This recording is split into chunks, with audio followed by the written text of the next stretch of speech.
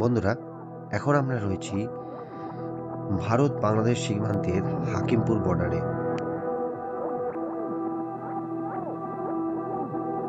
আচ্ছা, তোমরা এই ভারতবর্ষে কতদিন ধরে আছো? এখানে আসা বলতে আমার বাপের ছিল এই জায়গায়। তোমার জন্ম কি এখানে হয়েছিল? পশ্চিমবঙ্গের নির্বাচনের পর এই হাকিমপুর বর্ডারে হাজার হাজার মানুষ ভিড় করতে শুরু করেছে। তাদের সবারই লক্ষ্য পশ্চিমবঙ্গ ছেড়ে তারা রওনা দেবে বাংলাদেশের উদ্দেশ্যে। কেন, কি কারণ, কেনই বা তারা পশ্চিমবঙ্গ ছেড়ে বাংলাদেশের দিকে যাচ্ছে? বর্তমান পরিস্থিতিতে আমরা সকলেই জানি যে ভারতবর্ষ থেকে প্রচুর পরিমাণে বাংলাদেশিরা কিন্তু পালাচ্ছে। ভারতবর্ষের রানাঘাট স্টেশন থেকে একটি এসি লোকাল আছে, যেটা কিন্তু আপনাদের বাংলাদেশ সীমান্তে নিয়ে যাবে। তো শুধুমাত্র যে মসলন্দপুর স্টেশন থেকেই হাকিমপুর বর্ডারে যাওয়া যায় তেমনটি নয়, আপনি চাইলে বসিরহাট থেকেও কিন্তু এই হাকিমপুর বর্ডারে আসতে পারবেন। সেক্ষেত্রে আপনাকে ডাইরেক্ট হাকিমপুর থেকে বসিরহাটের বাস পাওয়া যায়, আবার মসলন্দপুর থেকেও কিন্তু সেই হাকিমপুরের বাস পাওয়া যায়। উভয় ক্ষেত্রে বাসের ভাড়া 35 থেকে 40 টাকার মধ্যেই। তো দেখতেই পাচ্ছেন, এই বাসে করেই কিন্তু আমরা চলেছি হাকিমপুরের পথে। প্রত্যেক ঘন্টায় ঘন্টায় প্রায় 3-4খানা করে বাস রয়েছে এই রুটে। বন্ধুরা, হাকিমপুর বর্ডারে এসে তো আমাদের চক্ষু চড়ক গাছ। এতদিন পর্যন্ত সোশ্যাল মিডিয়ায় যেগুলো দেখেছিলাম সেগুলো আমাদের কাছে অনেকটা গল্প মনে হচ্ছিল, কিন্তু নিজের চোখের সামনে এই ঘটনা বাস্তবায়িত হতে দেখে একটু হলেও অবাক লাগলো। দেখুন, এই সমস্ত মানুষজনরা এসে কিন্তু বর্তমানে হাকিমপুর বর্ডারে ভিড় জমিয়েছে। বর্তমানে বিভিন্ন সংবাদ মাধ্যমে আমরা দেখতে পাচ্ছি যে ফেন্সিংয়ের নিচ থেকে ভারত থেকে পুশ ইন করা হচ্ছে বাংলাদেশিদের, এবং বাংলাদেশের যে আর্মি আছে তাদের পক্ষ থেকে তাতে রোধ করার অনেক চেষ্টা চলছে।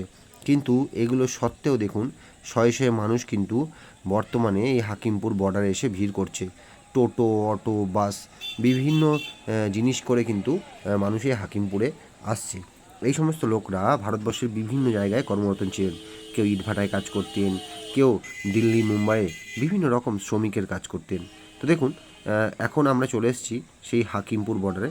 দেখুন, বাচ্চা বাচ্চা ছেলেমেয়েরা, ছোট ছোট পরিবার, কেউ 3 জন, কেউ 5 জন, সবাইকে নিয়ে তারা রওনা দিচ্ছে নতুনভাবে নতুন দেশে এক জীবন বাঁচার আশায়।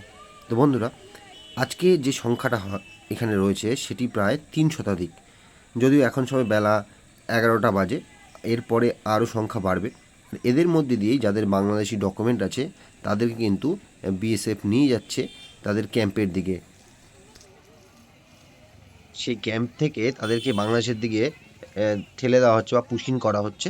কিন্তু বাংলাদেশি আর্মি সেই সমস্ত লোকেদের প্রপার ডকুমেন্ট থাকা সত্ত্বেও কিন্তু তাদেরকে গ্রহণ করছে না। যদিও মিডিয়ার সামনে তারা বলছে তাদের বাংলাদেশে কোন জেলায় বাড়ি, কোথায় থাকে, সমস্ত ইনফরমেশন কিন্তু তারা দিচ্ছে। তা সত্ত্বেও যেহেতু রাজনৈতিক চাপ রয়েছে, সে কারণে বাংলাদেশি গভর্নমেন্ট এদেরকে স্বীকার করছে না।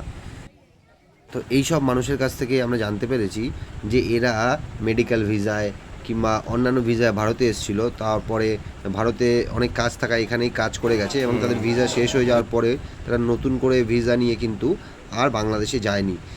এ দেখুন, এখানে বিভিন্ন সংবাদ মাধ্যম থেকে এসে এদের ইন্টারভিউ নেওয়া হচ্ছে।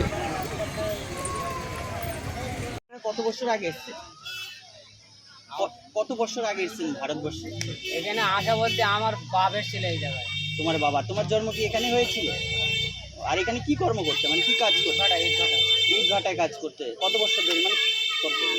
ও অনেক দিন ধরে করতে। আমার জন্ম থেকে আমি ভাটাই। এখানে বিয়ে শাদী, ছেলে মেয়ে? বিয়ে তো এখানে, কিন্তু মেয়ে তো বাংলাদেশে। বাংলাদেশেরই মেয়ে বিয়ে করেছিলেন, তারও ডকুমেন্টস কি ওখানকার রয়েছে? আচ্ছা। তোমাদের বাংলাদেশে কোন জেলায় বাড়ি? পাঠার। বাংলাদেশে কোন জেলায় বাড়ি? আমাদের সাতক্ষীরা জেলা। সাতক্ষীরা জেলায়। আপনারও হ্যাঁ, সব সাতক্ষীরা? আচ্ছা, কিছু কিছু আমরা ইউটিউবে ভিডিও দেখি যে বাংলাদেশে নাকি আমরাও দেখি কাজের নাকি অভাব নেই বাংলাদেশে। তাহলে আপনারা এই দেশে এসেছেন কেন? আমার একটু অভাব স্বল্প। অভাব ছিল কাজের, না? না, অনেকেই বলে না বাংলাদেশে কাজের অভাব নেই, ভারতের থেকে নাকি বাংলাদেশের মানুষের ইনকামটা বেশি, কিন্তু আপনারা যে ভারতে এসেছেন আগের থেকে অনেক উন্নতি হয়েছে, না? এবার আপনাদের এখানে জায়গা জমি আছে, আপনারা ফিরে কি করবেন ওই দেশে? এখানে যা কর্ম করি ওখানে করছি। নদীর পাড়ে ছিল বাইরে, আল্লাহ যদি সে পর্যন্ত নিয়ে যায় তাহলে কাজে যাবো, আর আল্লাহ তুলে নিয়ে গেলে আর তো কাজ যাবো। না এমনি বাংলাদেশের জমি জায়গা আছে আপনাদের না নেই? না এইটা ভিটে আছে না? গেলে থাকতে দেবে আপনাদের যে আত্মীয় স্বজন যারা আছে তারা মেনে নেবে? না অনেক সময় হয় না যে আপনারা ভারতে চলে এসেছেন, সবই আছে, সবই আছে। সবই আছে। দাদার বাড়ি কোথায়? একই জায়গা? ও ছেলে এইটা হলো আমরা আমাদের আপনার- আপনার আছে, কিন্তু আমার বাপ এসেছিল এখান থেকে অনেক দিন আগে, প্রায় 40 বছর হয়ে গেছে। এসেছিল এখান থেকে 11 বছর আগে বাংলাদেশে গিয়ে কাগজ টাগজ করে এখন আমরা এই সময় যাচ্ছি যে ওই আমার আব্বার কাছে এখন ওই বাসিন্দা সার্টিফিকেট দিচ্ছে। আপনারা ভারতের এই কোথায় থাকতেন? আমরা ভাটায়, ভাতা কোন জায়গাটা? ভাটা আমরা সর্বভাটায় ঘর, সব ভাটায়?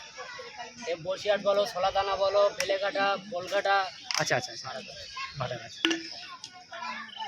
এখন এখানে খাওয়া দাওয়া করছো কোথায়? ওই এখন ওই কিনে কেটে খাচ্ছি। এইখান থেকে দিচ্ছে না কোনো ক্যাম্প থেকে? না, এখানটা কিছু না। কোনো খাওয়া দিচ্ছে? দেয়? হ্যাঁ এরা ক্যাম্পের থেকে দেয়? না এমনি শুনলাম নাকি এখানে খিচুড়ি বা কিছু হচ্ছে, কিছু দেয় না। কিছু দিচ্ছে না? আমার জানা নেই। কালকে আমরা 5টার সময় আসি, এখন আমার তাহলে এই করে তো এক টাইমে পয়সা শেষ হয়ে যাবে তখন। ওটা কি করলাম। আর উপরে লোক নিয়ে যাচ্ছে না, নিয়ে যাচ্ছে না, বন্ধ ওই আছে? একবার বলতেছে এবারটা যাবে, একবার বলতে ডকুমেন্টস নিয়ে এসো, মানে এক রকমের আর কিছু কথা বলছে। না আমার ডকুমেন্ট তাহলে এখানে এত বছর আসছেন ডকুমেন্ট তৈরি করেননি? না, আমি এত বছর আমি এখানে পড়ে আছি আমাদের ওটা ইচ্ছা নেই, আমরা পেটের দায় এখানে কাজ করছি। শুনলেন বন্ধুরা, কিছু মানুষ পেটের দায়ে ভারতবর্ষে এসে কিভাবে এখানে পড়ে আছে 3-4 দিন ধরে, কেউ 5 দিন 6 দিন ধরে, কারোর কোনো ডকুমেন্ট নেই। আর ডকুমেন্ট না থাকলে কিন্তু এদেরকে এপার থেকে ওপারে পাঠানো হচ্ছে না। শত শত মানুষ যারা ডকুমেন্ট ছাড়া এখানে বসে রয়েছে, তাদের ভবিষ্যৎ তারা নিজেরাও জানে না। চলুন একটা পরিবারের সাথে আমাদের দেখা হয়েছে, কথা বলে নিই সেই পরিবারের সঙ্গে। থেকে যেতে পারতেন? অবস্থা আমি আর পাইনি, আমার এই ভাইদের আমার ও ভাইদের আছে ওখানে, আমার টাকা থেকে। মানে সমস্ত কিছু ছেড়ে এই দেশ থেকে ওদের চলে যাচ্ছেন এখন। হ্যাঁ, আর সরকার এখন চাপ দিচ্ছে, সরকারি আমাদের থাকতে দিচ্ছে না, বলে আমরা পেটের দায় কাজ বাংলার লোক যা করছিলাম, আছে হ্যাঁ, পেটের দায় কাজ করছিলাম, এখন আমাদের থাকতে দিচ্ছে না, আমরা চলে যাচ্ছি। আপনিও ভাড়াতে কাজ করতেন? হ্যাঁ, আমার স্বামী ওটা। মানে পুরো ফ্যামিলিতে আপনারা ভাড়াতেই কাজ করতেন? হ্যাঁ। আর এই বাচ্চাগুলো স্কুলে পড়তো না? না, বন্ধুরা দেখতেই পাচ্ছেন এই ফ্যামিলিতে সব মিলিয়ে 7 জন মেম্বার রয়েছে। তার মধ্যে 3টি ছেলে, একটি ভাই এবং তার স্ত্রী এবং আরও একজন মেম্বার রয়েছে। টোটাল 7 জন মেম্বারই ভারতে থাকতেন। কারোর কোনো ডকুমেন্ট নেই, সবাই কিন্তু ভারতবর্ষে ইট ভাটার কাজ করতেন, আরও বিভিন্ন রকম কাজ করতেন। আর এই বাচ্চাগুলো স্কুলে পড়তো, আর এদের কোনো ডকুমেন্ট নেই এরা বলছে। সে কারণে বিগত 3 দিন ধরে এরা কিন্তু এখানেই পড়ে রয়েছে। যেহেতু ডকুমেন্ট নেই, তাই বিএসএফের কাছ থেকে তারা কোনো রকম সাহায্য কিন্তু পাচ্ছেন না। আর আমি জানি না এদের সঙ্গে পরবর্তীকালে কি করা হবে, হয়তো এদের অ্যারেস্ট করা হতে পারে, তারপরে বাংলাদেশে কোথায় বাড়ি সেগুলো যাচাই করে তারপর বাংলাদেশের সাথে কথা বলে হয়তো তাদের ও দেশে ডিপোর্ট করা হতে পারে। কিন্তু এদের ভবিষ্যৎ কি এরা নিজেরাও জানে না। তারা একসময় বাংলাদেশ থেকে এদেশে এসেছে এবং সে দেশের সমস্ত ডকুমেন্ট হারিয়ে ফেলেছে, আর এসআইআরে তাদের কিন্তু নাম ওঠেনি। এর ফলে এরা খুব চাপে রয়েছে। আর এরা বাংলাদেশে কোথায় বাড়ি সমস্ত কিছু কিন্তু আমাদের ক্যামেরার সামনে বলেছে। এবার জানি না এদের ভবিষ্যৎ কি হতে চলেছে। আমাদের সেই পর্যন্ত তাহলে নিয়ে হাইট গেলে থাকে, আমরা তাহলে সেইভাবে হবে না। থাকবো। তো আপনাদের যে নিয়ে যাবে আমি কিছু বলেছে এখানে, যেহেতু আপনাদের ডকুমেন্ট নেই, বলছে কিছু নিয়ে যাবে আপনাদের? আমাদের বলেছে যাদের ডকুমেন্ট নেই তাদের এইবারটা নিয়ে যাব। হ্যাঁ, এবার এখন বলছে নাকি অফিসার এসে বলছে যে ডকুমেন্টস না হলে তোমাদের পার করবো। আচ্ছা আপনাদের তো এখান থেকে ওপরে ছেড়ে দেবে, আবার বাংলাদেশে যে বর্ডার গার্ড বিজেপি আছে তারা ডিস্টার্ব করবে না? কাগজ থাকলে আমাদের কাগজ আছে, কাগজে আমাদের ওরা ওখানে মনে হয় গার্জেন আলী ছাড়ি দেবে। ওপারে কাগজ থাকলে ছেড়ে দেবে, নাই তো ধরে রাখবে। না কাগজ থাকলে ছেড়ে দেবে, আর নাহলে ওপরে গার্জিয়ান আসলে ছেড়ে দেবে। তোমার কাগজ যদি ঠিক থাকে তাহলে তোমার ছেড়ে দেবে, গার্জিয়ান লাগবে না। যদি গার্জিয়ান না থাকে তাহলে তোমার কাগজ সাথে দেখা দিও। এখানে আরও একটি পরিবার রয়েছে যাদেরও কিন্তু কোনো ডকুমেন্ট নেই। এখানে তারাও 3 দিন ধরে রয়েছে দুটো বাচ্চা নিয়ে, এবং তাকে জিজ্ঞাসাবাদ করায় তিনি বললেন তিনি এখানে ভিক্ষাবৃত্তি করতেন। তো চলুন কথা বলে নিই সেই মহিলার সাথে, যিনি এখানে প্রায় 3 দিনের বেশি সময় ধরে রয়েছেন। আমরা বুঝতাম না ওসব বানাই। বুঝিনি, এখন আমাদের করতে হবে আবার কারণ ছোটবেলা থেকে এখানে আছি না, কথাটা বুঝবেন। যে পরিবেশে মানুষ ছোটবেলাতে বড় হয়, আমি এখানে যেটা যাবো আমার 10 জন দৌড়ে আমরা গেলাম। থাকি, সেই 10 জনের ভাষার অভ্যেসটা আমাদের আছে। এই যে পানি ছাড়া আমি কথা পারবেন ইনার স্বামী বিদেশে কর্মরত, কিন্তু ইনি এ দেশে ভিক্ষাবৃত্তি করতেন। তো এভাবে বহু বাংলাদেশি আছে যারা ভারতবর্ষে কি করতেন সেটা কেউই আমরা জানি না। তবে এনার বক্তব্যে পরিষ্কার যে পশ্চিমবঙ্গের 24 পরগনা জেলার যে কাছাপাড়া জায়গাটি আছে সেখানেই এনারা কিন্তু বসবাস করতেন, আর সেখান থেকে এখন তারা বাংলাদেশের পথে রওনা দিয়েছেন। এদের বাংলাদেশে নাকি ভিটে বাড়ি রয়েছে, কোথায় অ্যাড্রেস, সমস্ত কিছু কিন্তু এরা আমাদের কাছে বলল। বন্ধুরা, এই সীমান্তে এখনও অনেক মানুষ রয়েছে যারা কিন্তু তাদের দেশ বাংলাদেশে ফিরে যেতে চাইছে। অন্যদিকে বাংলাদেশের পক্ষ থেকে এদেরকে আটকানোর একটা চেষ্টা চলছে। এবার প্রশ্ন হচ্ছে, যদি বাংলাদেশ এদেরকে আটকায় তখন ভারত কি করবে? কতটা পুশিংয়ের মাধ্যমে এদেরকে ওদেশে ঢোকাতে পারবে? এই সমস্ত বহু মানুষ আছে যাদের কিন্তু ডকুমেন্ট রয়েছে, ডকুমেন্ট থাকা সত্ত্বেও বাংলাদেশ তাদের কেন গ্রহণ করছে না, এটি কিন্তু প্রশ্ন সাপেক্ষ। যদি আন্তর্জাতিক ল মানা হতো তাহলে ভারতবর্ষ এদেরকে 3 মাস থেকে 6 মাস খাওয়াতে হতো, পড়াতে হতো, কিন্তু যেহেতু এদের কাছে প্রপার বাংলাদেশ ডকুমেন্ট আছে এবং এরা অন্যায়ভাবে ভারতে ঢুকেছে, তখন কেন বাংলাদেশ সেটাকে গ্রহণ করবে না? আপনারা এই কমেন্ট বক্সে জানাবেন যে কেন বাংলাদেশ তাদের দেশের বৈধ নাগরিককে তাদের দেশে গ্রহণ করতে চাইছে না। এটি কোন আন্তর্জাতিক ইস্যু?